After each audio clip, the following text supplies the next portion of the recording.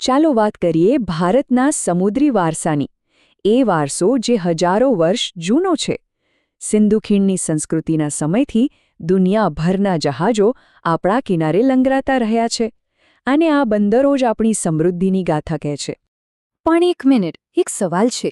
આટલા મોટા દેશમાં આટલો બધો જે વિદેશી વેપાર થાય છે એ આખરે થાય છે કઈ રીતે?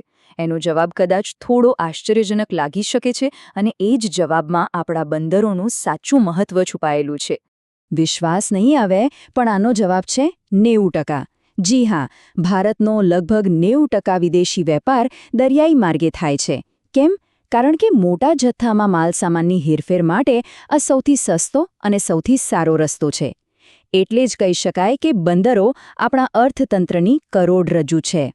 તો ચાલો ને આજ જીવાદોરી સમાન બંદરોની એક સફર કરીએ, અને શરૂઆત કરીશું આપણે પશ્ચિમ કિનારાથી. ઉત્તરથી દક્ષિણ તરફ આગળ વધીશું. પશ્ચિમ કિનારા પર આપણો સૌથી પહેલો પડાવ છે ગુજરાતનું કંડલા બંદર. કચ્છના અખાતમાં આવેલું આ બંદર દીનદયાળ પોર્ટ તરીકે પણ જાણીતું છે. કંડલા બંદરની કહાણી ખબર છે? ભારતના ભાગલા સાથે જોડાયેલી છે. જ્યારે કરાચી બંદર પાકિસ્તાનમાં જતું રહ્યું, ત્યારે પશ્ચિમ ભારતને એક મોટા બંદરની સખત જરૂર હતી. અને બસ આ જ જરૂરિયાતમાંથી જન્મ થયો કંડલા બંદરનો. આજે અહીંથી પેટ્રોલિયમ અને રસાયણો જેવી વસ્તુઓ આયાત થાય છે, તો સામે અનાજ અને કાપડ જેવી વસ્તુઓ નિકાસ થાય છે. ગુજરાતથી નીચે ઉતરીએ તો આવે મહારાષ્ટ્ર, જ્યાં 2 મહાકાય બંદરો છે. એક તરફ છે મુંબઈ પોર્ટ, દેશનું સૌથી મોટું કુદરતી બંદર, જેને ભારતનું પ્રવેશદ્વાર પણ કહેવાય છે. તો બીજી તરફ છે એનું જ ભારણ ઓછું કરવા બનેલું જવાહરલાલ નહેરુ પોર્ટ, એટલે કે JNPT, જે કન્ટેનર હેન્ડલિંગમાં એટલું મોટું છે કે એને અરબી સમુદ્રનો રાજા કહેવામાં આવે છે. હવે જઈએ ગોવા. અહીં આવેલું છે મોર્મુગાઓ બંદર, જે ભારતના સૌથી જૂના બંદરોમાંથી એક છે. વિચાર કરો, 1885માં એક કુદરતી બંદર તરીકે શરૂ થયેલું આ સ્થળ ગોવાની આઝાદી પછી 1964માં દેશનું મુખ્ય બંદર બન્યું. આજે એ મુખ્યત્વે આયર્ન ઓરની નિકાસ માટે ઓળખાય છે, અને હા, પ્રવાસન માટે પણ. પશ્ચિમ કિનારા પર આપણો પ્રવાસ આગળ વધે છે કર્ણાટક તરફ, જ્યાં આવેલું છે ન્યૂ મેંગલોર પોર્ટ. આની ખાસ વાત એ છે કે આ એક deep water, all weather port છે, એટલે કે દરેક ઋતુમાં અને મોટા જહાજો માટે પણ કામ કરી શકે છે. અહીંથી ગ્રેનાઇટ, કોફી અને કાજુ જેવી વસ્તુઓ નિકાસ થાય છે, તો LPG અને લાકડા જેવી વસ્તુઓ આયાત થાય છે. અને પશ્ચિમ કિનારા પર આપણો છેલ્લો પડાવ, કેરળનું કોચી બંદર. આ કોઈ સામાન્ય બંદર નથી. આ એક કુદરતી બંદર છે, જે અરબી સમુદ્ર અને હિન્દ મહાસાગરને જોડતા એકદમ વ્યસ્ત દરિયાઈ માર્ગ પર આવેલું છે. આ જ કારણે તો મરી મસાલા, કોફી અને ચાના વેપાર માટે આ સદીઓથી મહત્વનું રહ્યું છે. સારું, તો પશ્ચિમ કિનારાની આ સફર તો પૂરી થઈ. હવે આપણે ગાડી વાળીશું પૂર્વ કિનારા તરફ. ચાલો, હવે બંગાળની ખાડીના કિનારે દક્ષિણથી ઉત્તર તરફ જઈએ.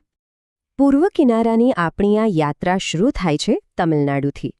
અને અહીં 1 કે 2 નહીં, પણ પૂરા 3 મુખ્ય બંદરો છે: તુતીકોરિન, ચેન્નઈ અને કામરાજાર. તમિલનાડુની આ ત્રિપુટીની વાત જ અલગ છે.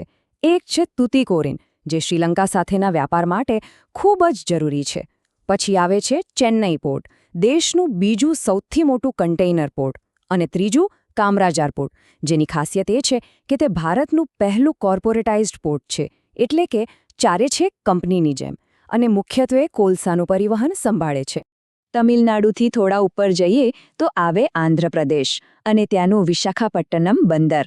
આ બંદર વિશે કહેવાય છે કે આ પ્રાચીન કાળથી જ એક બંદર શહેર રહ્યું છે, એટલે કે એનો ઇતિહાસ રોમ સાથેના વ્યાપાર સુધી લંબાય છે. અને આજે એ પૂર્વ કિનારાનું સૌથી મોટું બંદર છે. હવે વારો ઓડિશાના પારાદીપ બંદરનો.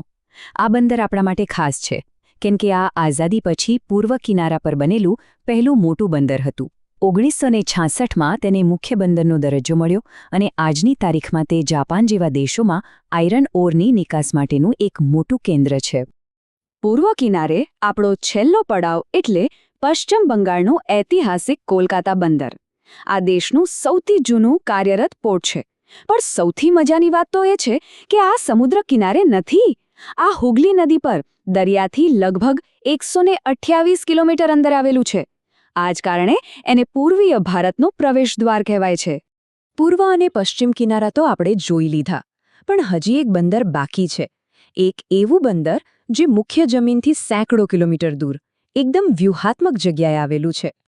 આપણે વાત કરી રહ્યા છીએ આંદામાન અને નિકોબાર ટાપુ પર આવેલા પોર્ટ બ્લેરની.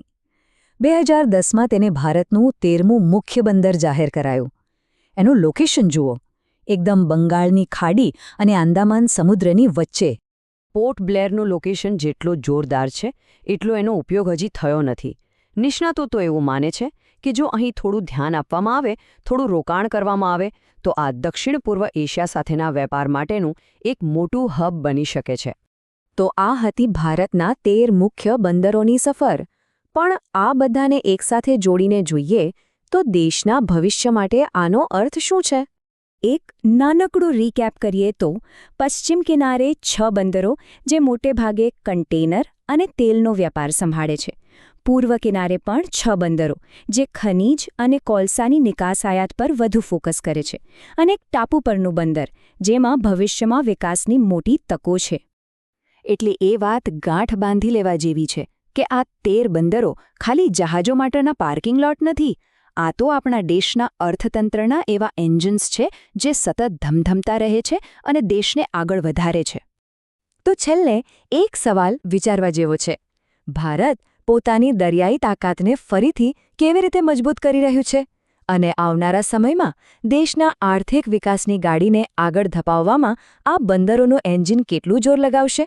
આનો જવાબ જ આપણા ભવિષ્યની દિશા નક્કી કરશે.